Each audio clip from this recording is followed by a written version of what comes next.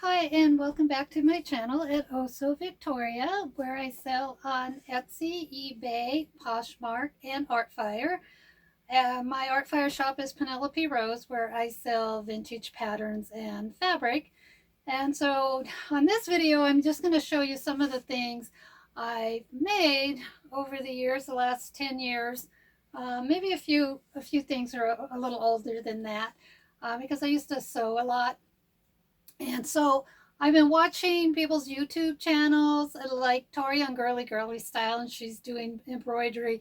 Posh, Posh, Blake, Posh Bob Blake. Oh my God. I'm sorry if I can't say his name right. He just recently made some thank you cards.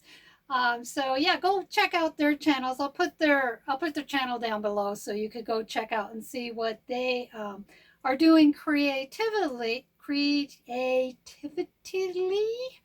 Now that we're all kind of at home, finding other things to do with our time.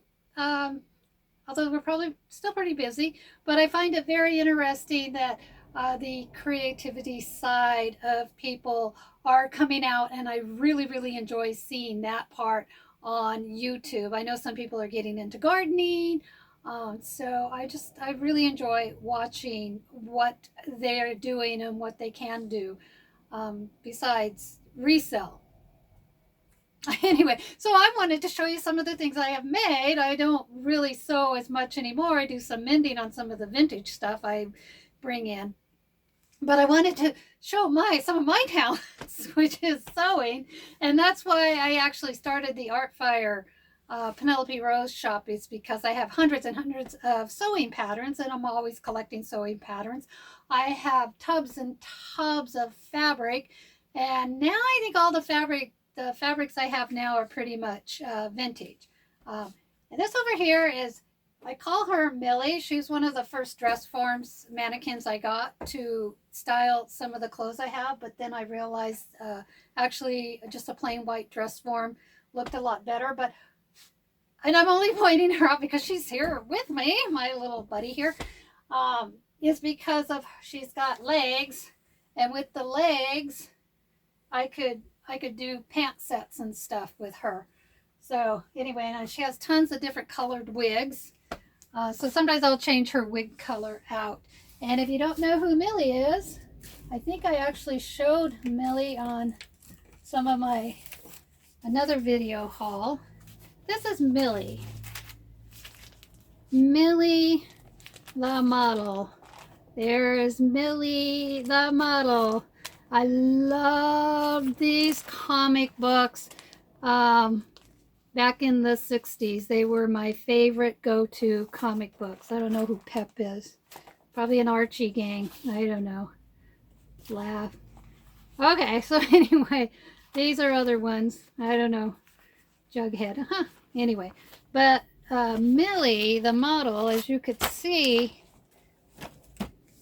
and that's why she was standing next to me, so that's why I thought I'd point her out to you. So these are the newer ones. Well, actually, these are still probably from the 60s or 1970s. But originally, she looked like this. This is a December 1966 one. So they switched this. And why I liked these so much is because they had paper dolls in the center, where you could actually, I never cut out any of mine, but where you could cut out the paper dolls, and I loved paper dolls. So Millie is the blonde model, Chili is the redhead model, and I think there was one other one that's a brunette. But okay, besides Millie, besides sitting here keeping me company, I'm going to show you some of the clothes I made. So, and they're all from vintage patterns, except for one I just drafted, draped onto my dress form. I have a dressmaker's dress form too. So this is from, I think, a 1957 vintage dress pattern. I was going to actually sell this on Etsy, because I do hope I better get down. I was actually going to sell this on my Etsy. I have 3 shops on Etsy. One is the vintage, another one is collectible, Cameron D, and then Pandora is my custom made things where I make jewelry and clothing. But I never did post this one on. It has a little side zipper. And I think what bothered me after I love this fabric, it's not vintage fabric, um, was because the center seams, I like things to match. And the center seam didn't match, although that's the back. This is the front. It didn't, to me, it should have just matched. For some reason, I didn't get it all matched up, and it has these little gathered there. So anyway, I never did list it, but I still have it. And this is another one I made from a vintage. Oh, you know what? On this one, I actually bought this half made. There was something cut out of this with the pattern I had bought. And this fabric was in there, but it was never completely made. And this is vintage fabric. And then I had these buttons because I have thousands and thousands of buttons. So I have these vintage buttons. The back, whoops, I should get down below. The back buttons are different, or the front buttons are different than the back buttons. I don't know which side. That's the back. This is the front. And how do you get this one on? Is there a zipper somewhere? Yes, there's a side zipper. And then this collar goes over. Anyway, the collar goes over like so. And it kind of buttons here and in the back of this dress. Like so. Yeah. But it's a size small. And it has snaps. Oh, it has side snaps, not zipper. So this is from a 1930s pattern. But the fabric is maybe 40s. It's a seersucker type print. But I made it because I couldn't see somebody having all that stuff and then not doing anything with it. And I guess I had a lot of free time on my hands. So I sew up clothing and then never do anything with them. This one I draped onto a dress form. Let me see if I can. Okay, zippers always go over on the left side. So this is a one off one shoulder, and it has, whoop, where are you? Has this lining. So it has it's lined from the bust down to the skirt. This is gathered up here. It goes over here, and then this cummerbund, when it's pulled taut, kind of gathers across there. And oh my God, maybe at one time this would have fit me. But anyway, doesn't fit me now. But I just like the ombre on the fabric, and I thought, oh, that would make a very interesting what? Oh, this dress. That's what it would make. A very interesting dress like this. It's a chiffon, a Georgette type chiffon. Made it, stick it in a closet. This I absolutely love, and I would have wore it, but I am not. It's not my size, and it's white. And at that time, I probably still was busy gardening, kids. This is a 1970s pattern. I've had this border print fabric. In fact, I have a couple of different type border print fabrics like this. From the 70s. I think the fabric also is from the 70s. That's how long I have a lot of my fabric, all 12 bins of them. Anyway, this is a 70s pattern, so those are the bell-bottom pants. I could see I did try to make it fit me because I added this little gusset in the back because I think I wanted to wear it. Oh, I added a gusset in the back and I added a gusset in the front so it would fit around my waist. So those are the pants, and this is the tunic top. And I still have this pattern. It has a little back zipper. So this little tunic top just goes over those little bell-bottom pants. And I actually did wear this dress. I don't know where I got the fabric.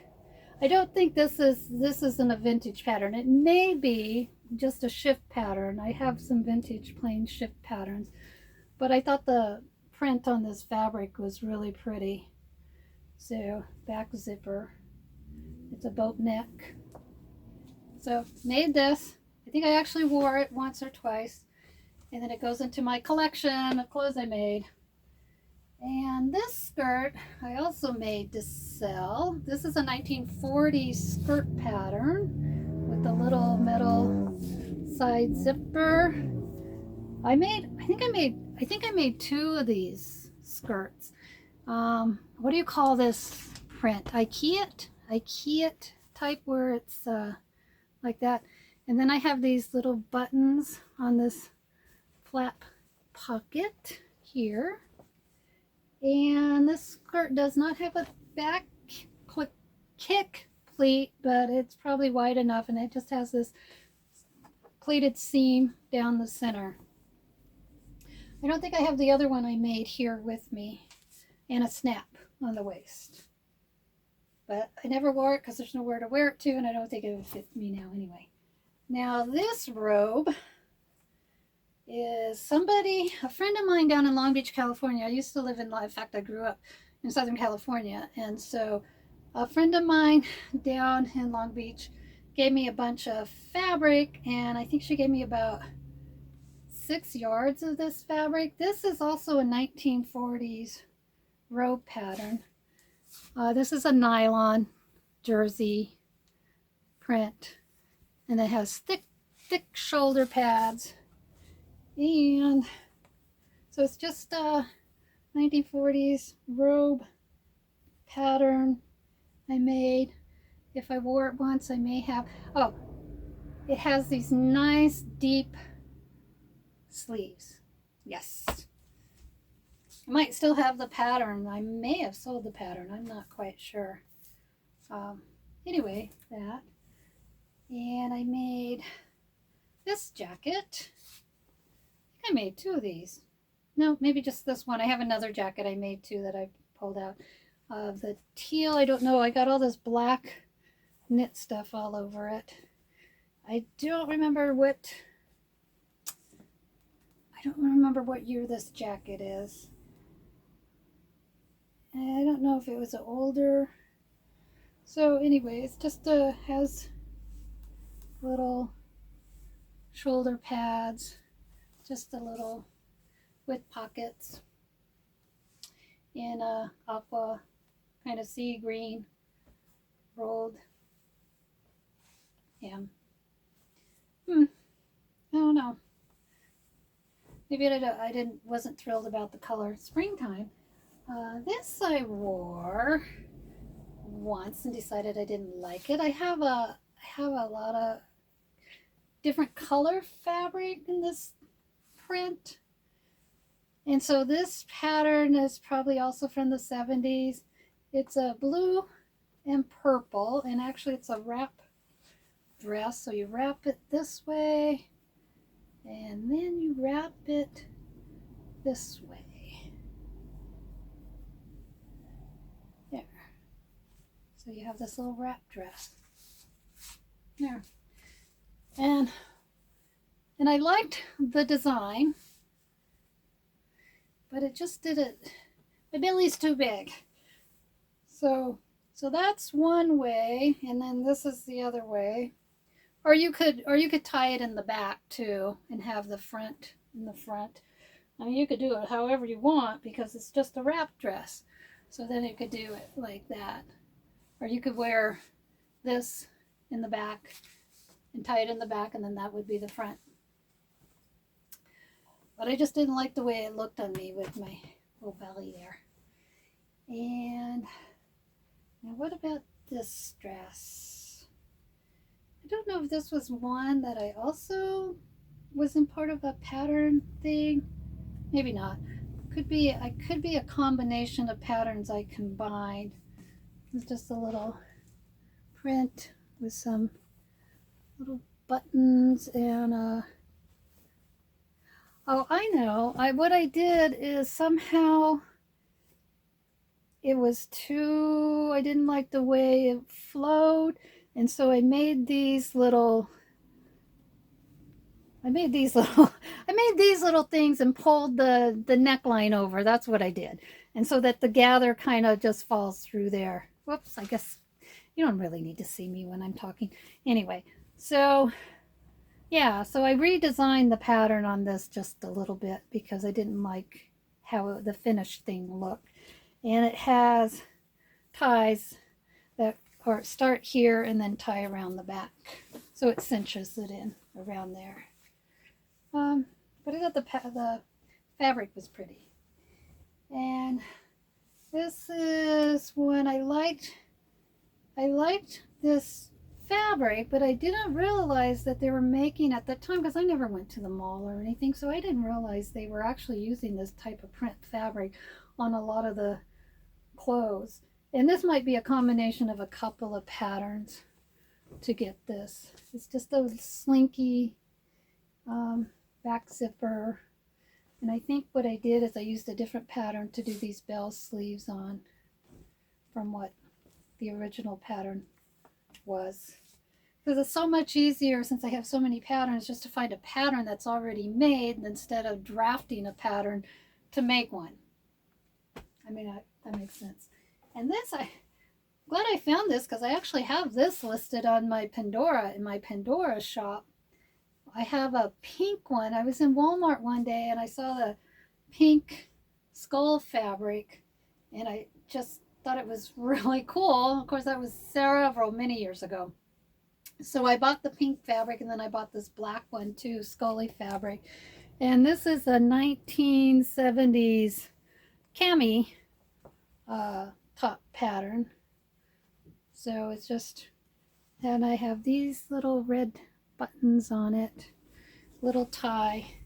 So somebody small with a little cami with skulls. I think I was selling these for 35 bucks. Like I said, the pink one is still, and this one is listed on there. And I found this in my studio. God, it's good they didn't sell, because I would never have known where it was to find it. Then I bought a bunch of bandanas was it at the dollar store? I don't know, somewhere I bought a bunch of bandanas. And so I made me this bandana top. So what do you do with a bunch of bandanas? You just make clothes out of them. So you cut the bandanas up and you just make tops out of them. I also made me a bandana skirt, and I should go find that too. So I don't know if this fits me. This has a side zipper. So anyway, that's what that is. I had to go get the skirt. So I also made this bandana skirt. I don't know if I guess you can make wherever you want, the front, the back, the side, whatever. And then I put this this black knit with elastic in the waist, attached it to that. So it's a scarf skirt. So anyway, can't see, little pointy scarf skirt. And I made, this is unfinished. Some of these are unfinished. This is just where's the top? Oh, here it is. But I loved this fabric because it was a very spacey kind of fabric. See? Love it. And that's what it is. That's the thing, that this fabric is so art inspiring. You can just take fabric and then it inspires me. What can I say? So this is just a little A-line top dress. A-line dress. It'd go like this. Where's the strap? Has little straps that go over like that. Side. Is there a zipper? Nope, I think this is a pullover. No zippers on this. So this just kind of pulls over and drapes. Never wore it because I never have anywhere to go. I live rural, had kids, never went anywhere. So, but I still liked clothes, so I made clothes. So, okay, this is the other skirt, the other 1940s skirt pattern. Like the other skirt I made. This fabric is not vintage. Well, maybe it is vintage now. So you can see the pocket here with the buttons. So I did these buttons up. What did I do? I took 2 buttons, layered them up, and put a bead in the center of each one. Yeah, so that's what I did with those. So I did. Yeah, I made two skirts like these 1940s skirts. And I think that's it. So, yeah, I hope you enjoyed seeing the things I made, and I look forward to watching other YouTubers and all the creative things they're doing while they're kind of homebound. And, yeah, hit the subscribe and like if you like this. But, okay, like I said, somewhere either before this video or after this video, there's going to be a What Sold haul.